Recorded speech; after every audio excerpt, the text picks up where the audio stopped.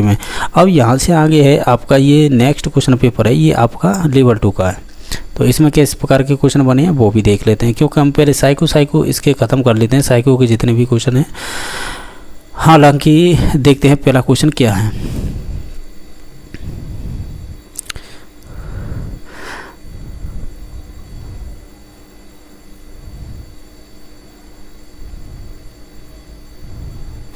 अब जैसा कि आप देख पा रहे होंगे, इसमें से देख लेते हैं ये किस प्रकार के क्वेश्चन पूछे गए थे इसमें।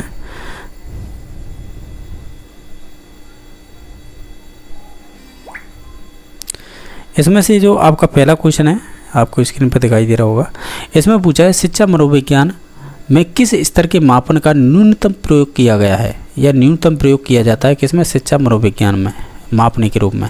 जैसे कि इसमें 4 आपकी अनुसूचियाँ दे रखी हैं मापने की। जैसे कि हम बात करें इसमें जैसे कि क्रम सूचक, जैसे हम ऑर्डिनरी स्केल बोलते हैं, एक होती है आपकी नाम को मापनी, जैसे नॉमिनल स्केल बोलते हैं, तीसरी है रेशो स्केल, तीसरी इक्वल इंटरवल स्केल। तो इसमें से आप है शिक्षा मनोविज्ञान में किस स्तर के मापन का न्यूनतम प्रयोग किया जाता है, यानी उसका बहुत कम प्रयोग किया जाता है। तो आप इन सभी ऑप्शनों को ध्यान से देखेंगे तो ऑप्शन नंबर इसका सी सही हो जाएगा, यानी आनुपातिक। यानी किसी एक ये कि जब आपको है मापन करना है और शिक्षा मनोविज्ञान में, तो वो आनुपातिक मापनी होती है, वो बहुत कम उपयोग की जाती है, आप ऐसे बोल सकते हैं। तो ऑप्शन नंबर सी सही हो जाएगा। क्वेश्चन नंबर 2 है, इसमें क्या पूछा है, इसमें ये कह रहा है आपसे कि राष्ट्रीय पाठ्यचर्या की रूपरेखा, जिसे NCF 2005 बोलते हैं, का मुख्य दर्शन क्या था। ये कह रहा है which of the main philosophy, यानी हाँ वो ये मुख्य दर्शन क्या था इसका।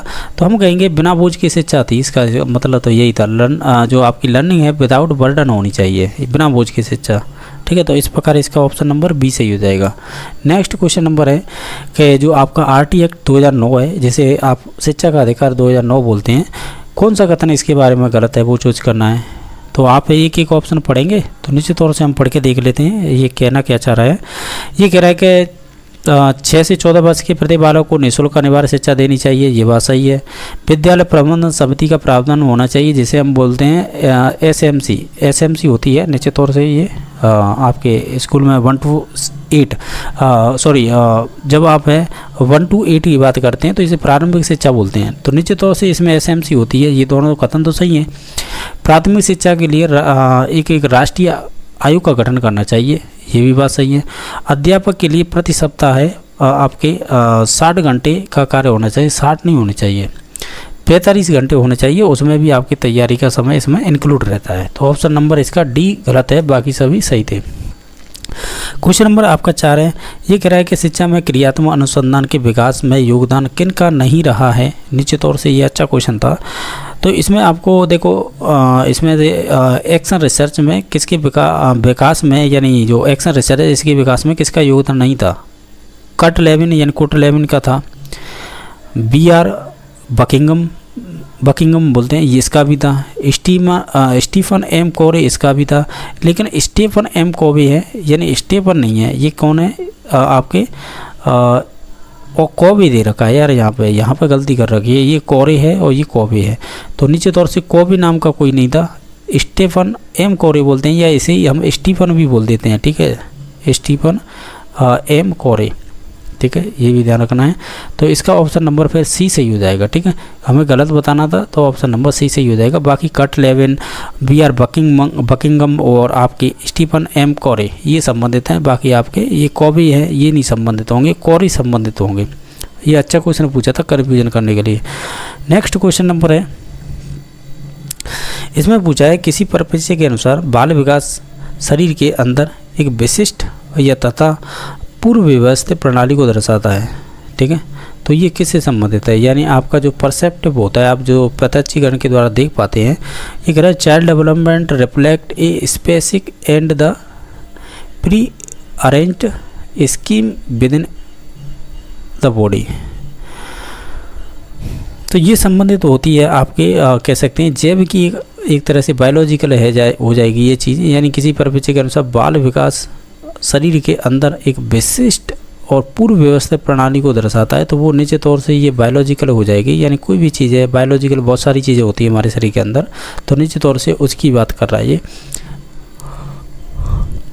नेक्स्ट क्वेश्चन नंबर है, किस मनोविज्ञान ने बाल विकास के सिद्धांत से संबंधित नहीं है?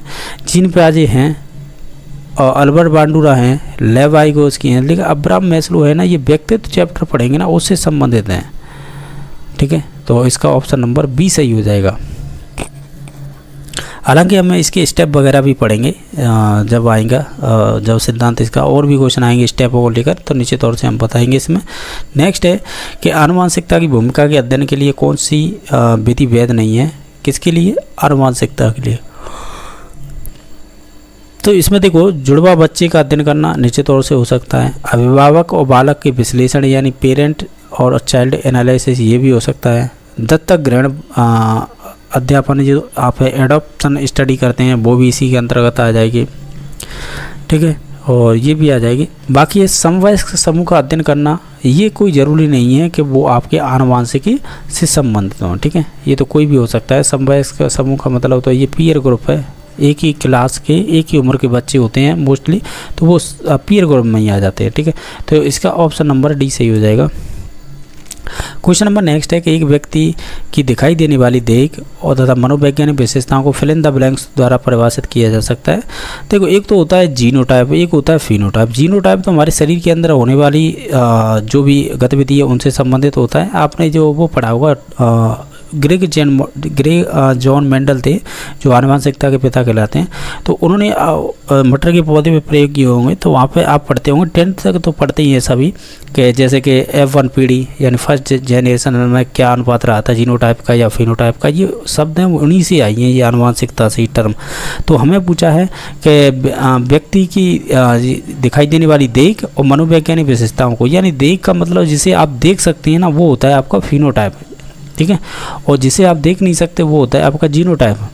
तो ये फिनोटाइप होता है, और ये हालांकि देखा जाए ना, ये बायोलॉजी का क्वेश्चन है और यहाँ पे इन्होंने पूछ लिया है, केवल इसने एक मनोवैज्ञानिक विशेषता डाल दी यहाँ पे और साइकोलॉजी का क्वेश्चन बना दिया है। हालांकि इसका राइट आंसर होगा सी नंबर ऑप्शन।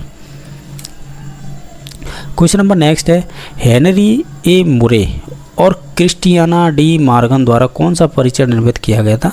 ये व्यक्तित्व का चैप्टर पढ़ेंगे ना, तो उसमें विधियाँ चलती हैं, तो निश्चित तौर से ये आपका जिसे बोलते हैं TAT,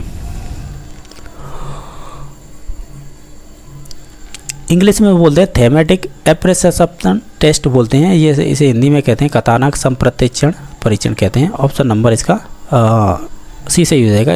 इसमें आपके 31 कार्ड हुआ करते थे, जिसमें से आपके 30 कार्ड तो ऐसे हुआ करते थे। कैसे हुआ करते थे कि मेल के हो जाते 10 कार्ड, फीमेल के 10 कार्ड और 10 कार्ड खाली हुआ करते थे, यानी सॉरी दोनों के हुआ करते थे।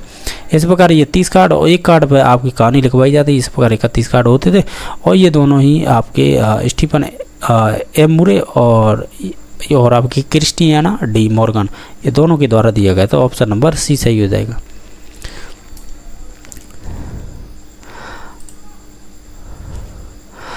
अभी देख लेते हैं नेक्स्ट क्वेश्चन नंबर।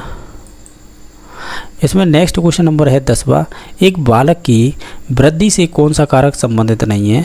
तो देखो, आप है इसमें से वो शब्द छाटिएगा जो बालक की वृद्धि से संबंधित नहीं है। जैसे पोषण निश्चित तौर से ये है, स्वास्थ्य ये भी निश्चित तौर से उससे संबंधित है, और क्या हो सकते हैं, और आपकी निद्रा निश्चित तौर से वो उस बच्चे के वृद्धि से ही संबंधित है, यानी बालक के विकास से ही। बाकी जो अधिवास होता है ना, जहाँ पर आप निवास करते हैं या जहाँ के निवासी हैं, जैसे डोमिसाइल बोलते हैं, जैसे मूल निवास वगैरह होता है निश्चित तौर से, तो ये कोई लेना देना नहीं है आपकी वृद्धि से। ठीक है, तो ऑप्शन नंबर डी सही हो जाएगा। क्वेश्चन नंबर नेक्स्ट है, विकास का कौन सा आयाम है जो नोम चॉम्स्की सिद्धांत से प्रभावित था?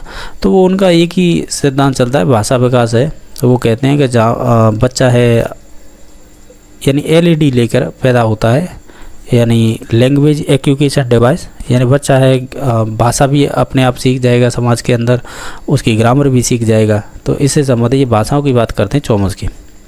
तो ऑप्शन नंबर 1 सही हो जाएगा। क्वेश्चन नंबर नेक्स्ट है, स्वभाव में व्यक्तिगत विभिन्नताएं आधारभूत रूप से होती हैं। तो स्वाभाविक में यानी स्वभाव में व्यक्तिगत विभिन्नताएं होती हैं, तो ये आपकी होती हैं जो भी होती है ये जन्मजात होती हैं। ठीक है, ये ध्यान रखना।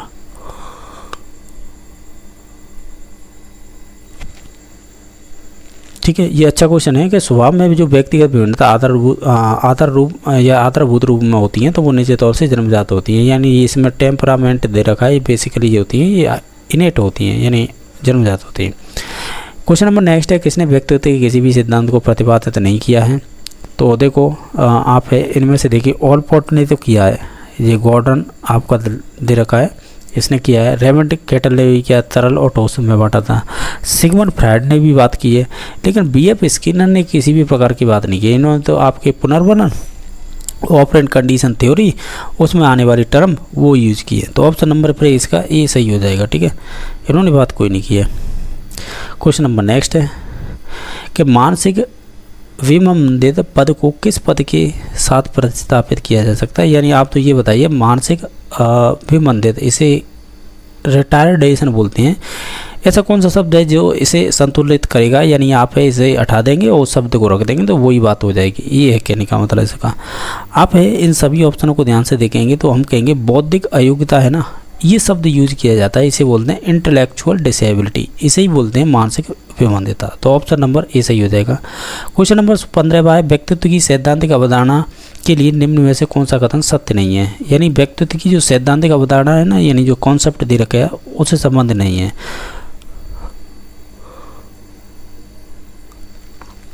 जैसे कि हम ऑप्शन देखें, ये स्टेबल होता है, ये बात सही है। ये स्थायी होता है, ये भी बात सही है। और ये अनूठा होता है यानी यूनिक होता है, ये भी बात सही थी, लेकिन सामान्य नहीं होता है। ठीक है, ये कहना इसमें से गलत हो जाएगा, बाकी ये सही थे, जो गलत था वो हो जाएगा बी नंबर ऑप्शन। ये अच्छा क्वेश्चन था। क्वेश्चन नंबर नेक्स्ट है, कौन सा ऐसा बुद्धि का परीक्षण है या कौन सा परीक्षण बुद्धिमत्ता का संस्कृति मुक्त वाचक परीक्षण था? तो आपने केटल का देखा हुआ, तो वो वो संस्कृति मुक्त था। ठीक है, तो बाकी इनमें ऑप्शन दे रखे ना, हमें तो इसके आधार पर बताना था। तो इनमें से हो जाएगा आपका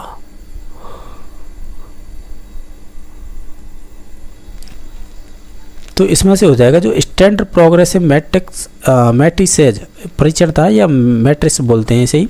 तो ये आपका मैट्रिसेज हो जाएगा, ये संबंधित हो जाएगा, ये संस्कृति मुक्त वाचक परीक्षण था। ठीक है, ये अवाचक वाचक ये भी याद रखने होते हैं, ये बुद्धि के परीक्षण में ही आते हैं। तो ऑप्शन नंबर डी सही हो जाएगा। क्वेश्चन नंबर नेक्स्ट है, बहुआयामी बुद्धिमत्ताओं को हार्वर्ड गार्डन ने कौन सी बुद्धिमत्ता में सम्मिलित नहीं है, ये बताना है। उन्होंने जो बताए थे ना 11 प्रकार, पहले 9 बताए थे, फिर 2 और जोड़ दिए थे 11, तो इनमें से बताइए कौन सा नहीं है। तो इमोशनल नहीं होगा, इस प्रकार की बात नहीं की है। बाकी उन्होंने एक्सटेंशियल अस्तित्ववादी की बात की है, नेचुरलिस्टिक यानी जो प्राकृतिक है उनसे संबंधित बात की है, इंट्रापर्सनल और इंटरपर्सनल होते हैं उनसे भी बात की है, यानी सभी की बात की है, लेकिन सामवेद की बात नहीं की, यानी इमोशनल की। रचनात्मक चिंतन में कौन से प्रकार संबंधित नहीं होता है? तो देखो, ये आपके रचनात्मक चिंतन के कौन से प्रकार से संबंधित नहीं है, तो आपको ये बताना है। जैसे कि हम बात करें अत्यधिक चिंतन, ये हो सकता है ओवर थिंकिंग, रिफ्लेक्टिंग थिंकिंग भी हो सकती है, मेटा थिंकिंग भी हो सकती है। बाकी डाइवर्जेंट थिंकिंग है ना, ये आपकी रचनात्मक चिंतन से संबंधित नहीं है। ठीक है, ये ध्यान रखना, ये अच्छा क्वेश्चन पूछा है इन्होंने। तो ऑप्शन नंबर टी सही हो जाएगा। क्वेश्चन नंबर नेक्स्ट है कि विशेष आवश्यकता वाले बालकों के साथ कौन सी विधि प्रत्यक्ष रूप से संबंधित नहीं होती है? तो इसमें से हो जाएगी जैसे खेल कूद व अतिरिक्त पाठ्यक्रम गतिविधि का विकास करना। तो ये ऑप्शन नंबर बी सही हो जाएगा।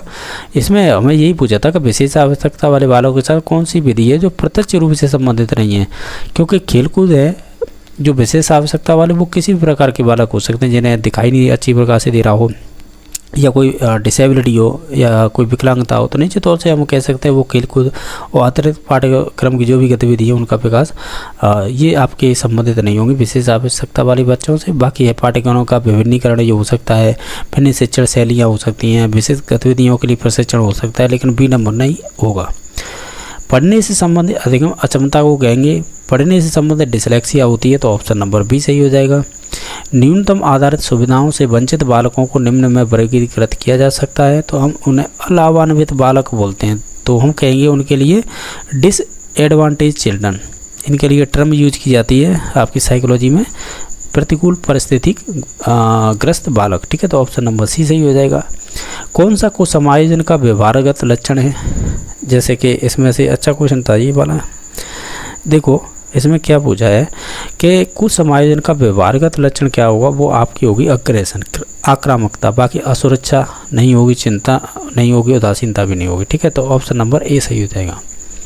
क्वेश्चन नंबर आपका 23वां है कि अधिगम की अवधारणा के लिए कौन सा कथन है वो आपका सत्य नहीं है। अधिगम व्यवहार में परिवर्तन करता है, ये बात सही है। अपेक्षाकृत रूप से स्थायी अंतर परिलक्षित होते हैं, ये भी बात सही है। अधिगम अभ्यास द्वारा प्रभावित होता है, ये भी बात सही है। अधिगम जन्मजात होता है, जन्मजात नहीं होता है। अधिगम तो आपका अर्जित होगा। ठीक है, तो ऑप्शन नंबर फिर इसका डी सही हो जाएगा। क्वेश्चन नंबर आपका 24 है, इवान पावलोव द्वारा प्रतिपादित शास्त्रीय अनुबंधन सिद्धांत अधिगम को निम्न द्वारा समझाया जा सकता है। तो उन्होंने तो किसकी बात की है, देखो पुनर्बलन की बात नहीं की है, अनुकरण की बात नहीं की है, अंतर्दृष्टि की बात नहीं की है, तो साचार की बात की है, एसोसिएशन, जिसे आप अनुबंधन भी बोल सकते हैं। ठीक है, बाकी पावलर ने आपका क्लासिकल कंडीशन थ्योरी दी थी, क्लासिकल कंडीशन थ्योरी कह सकते हैं या लर्निंग प्रोसेस या सिद्धांत बोल सकते हैं, क्लासिकल कंडीशन थ्योरी, जिसे आप CCA बोल सकते हैं। ठीक है, वो शॉर्ट टर्म याद करने में की है, हालांकि यहाँ पे क्लासिकल कंडीशन यही ध्यान रखें, अनुबंध क्लासिकल अनुबंधन यानी शास्त्रीय अनुबंधन सिद्धांत बोल सकते हैं। तो इसका ऑप्शन नंबर फिर बी सही हो जाएगा, यानी इसी से संबंधित है ये। ठीक है, बाकी है इनमें से बताना है बालकों के लिए अधिगम की प्रक्रिया इसमें से कौन सी नहीं है। आप इन सभी ऑप्शनों को ध्यान से देखिएगा। इसमें से देखो प्रतिबिंबन हो सकता है, रिफ्लेक्शन, यानी इनमें से कौन सी बालक की अधिगम की प्रक्रिया नहीं है। तो देखो प्रतिबिंबन हो सकती है, तर्क हो सकता है, कल्पना भी हो सकती है, लेकिन परिपक्वता ये ऑटोनोमस प्रोसेस होती है, यानी ये अपने आप होने वाली प्रोसेस है, वो भी वातावरण में, तो ये नहीं होगी। ठीक है, बालकों की अधिगम की प्रक्रिया नहीं है, वो ये नहीं होती है। बाकी ये हो सकते हैं तर्क, कल्पना, प्रतिबिंब, ये सभी चीज़ें। क्वेश्चन नंबर नेक्स्ट है, अधिगम में पुरस्कार एवं दंड की अवधारणा किसके द्वारा प्रस्तावित की गई थी। तो ये BF स्किनर के द्वारा की गई थी। इसे ही हम ऑपरेट कंडीशन थ्योरी सिद्धांत के अकॉर्डिंग पढ़ते हैं, जिसे बोलते हैं reward and punishment in learning. तो ये संबंधित है आपके स्किनर से। ठीक है, तो ऑप्शन नंबर सी सही हो जाएगा। और ये शायद मेरे हिसाब से सितंबर की रीट हुई थी, उसमें पूछा हुआ है ये क्वेश्चन। क्वेश्चन नंबर नेक्स्ट है 27वां, कच्चा अधिगम में अभिप्रेरणा की भूमिका किस प्रक्रिया से प्रत्यक्ष रूप से संबंधित नहीं होती है। यानी अभिप्रेरणा या अभिप्रेरणा की भूमिका है किस प्रक्रिया द्वारा प्रत्यक्ष रूप से संबंधित नहीं होती है। तो आप इन सभी ऑप्शनों को ध्यान से पढ़िएगा, जैसे कि प्रगति एवं परिणाम का ज्ञान होना, यानी नॉलेज ऑफ प्रोग्रेसिव, जो भी आपकी प्रोसेस होती है उसका रिजल्ट होना, तो ये संबंधित हो जाएगी इससे। यार हमें तो वो केवल वो बतानी है जो संबंधित नहीं है। ठीक है, और आपकी प्रशंसा एवं आलोचना हो सकती है, और आपका आकांक्षा का स्तर। तो इसमें से जो अंतर्वैयक्तिक समायोजन है ना, ये संबंधित नहीं होगी, जिसे हम इंटरपर्सनल बोलते हैं, एडजस्टमेंट, ये आपका प्रत्यक्ष रूप से संबंधित नहीं होगा। तो ऑप्शन नंबर बी सही हो जाएगा। ये अच्छा क्वेश्चन था।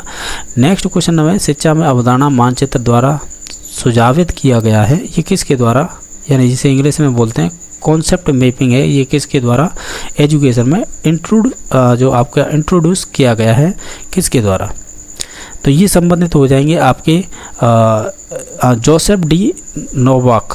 ये हालांकि फर्स्ट ग्रेड का क्वेश्चन है, जिन्होंने भी RPSC फर्स्ट ग्रेड दे रखी है, निश्चित तौर से वो इसे देखेंगे तो पहचान जाएंगे, क्योंकि वहाँ पे एजुकेशन साइकोलॉजी ICT चलती है, तो वहाँ पे ये चीज़ें पढ़ी जाती हैं। डेविड आसुबेल हो गए और जोसेफ डी नोवाक हो गए, और भी 3-4 मनोवैज्ञानिक हैं, वो पढ़े जाते हैं। नेक्स्ट क्वेश्चन नंबर है, शिक्षण का कौन सा प्रकार शिक्षण के उद्देश्यों पर आधारित नहीं है। तो देखो ऐसा देखा जाए तो उद्देश्यों का वर्गीकरण ब्लूम ने किया था, तो ज्ञानात्मकता, भावात्मकता, क्रियात्मकता, तो ये वर्णात्मक नहीं होगा। तो ऑप्शन नंबर इसका बी सही हो जाएगा। क्वेश्चन नंबर नेक्स्ट है, नैसर्गिकता से विचारों की सूची के एकत्रण के द्वारा विशेष समस्या के समाधान की समूह रचनात्मकता विधि को कहते हैं। आप इन सभी ऑप्शनों को देखेंगे तो इसमें से हम कहेंगे ये कहीं ना कहीं आपकी मस्तिष्क विप्लव युक्ति, यानी जिसे हम ब्रेन स्टॉर्मिंग स्ट्रेटजी बोलेंगे, तो ऑप्शन नंबर ए सही हो जाएगा। ठीक है, यानी ब्रेन स्टॉर्मिंग विधि ये एक चलती है, तो ये उसकी बात कर रहा है। ठीक है, तो ऑप्शन नंबर ए सही हो जाएगा।